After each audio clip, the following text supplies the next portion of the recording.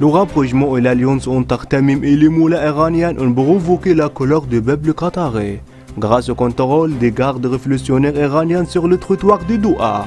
et toutes ses institutions. Michel Blever, l'expert international en matière de lutte contre le terrorisme et le responsable du centre d'information sur le Golfe en Italie, a révélé que Doha avait commis une grave erreur en se rapprochant de l'Iran. Le peuple qatari est bien conscient que la convergence de son régime avec les mollahs sera un désastre pour son pays. L'expert italien a souligné que le boycott des 4 pays arabes était le résultat d'interventions nationales de les affaires des pays de la région, à travers le soutien du système qatari pour des groupes terroristes, avec toute la région et des armes, de l'objectif de brouiller les scènes internes de ces pays.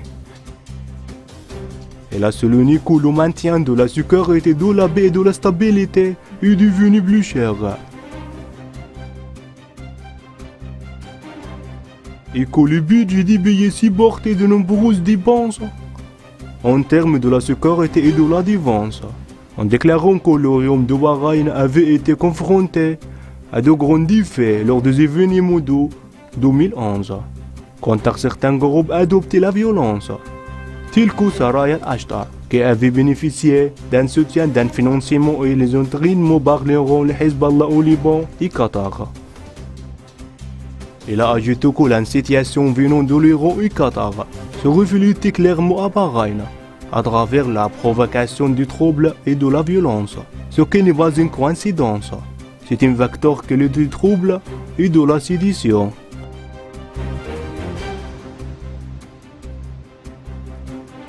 Dans ce contexte, el Hamadan a organisé le transfert des bords du Qatar vers l'Iran et a financé l'abortation de l'Iran de le maintien de ces bords, tandis que la société de gestion des bords du Qatar est devenue un serviteur obéissant pour exécuter ses ordres aux dépens des intérêts du peuple qatari. Al Hamadan a annoncé le plan de Doha pour développer les bords du sud de l'Iran. Elle s'est engagée à assurer la maintenance des bords de Béchira, sous prétexte de fournir au Qatar de la nourriture,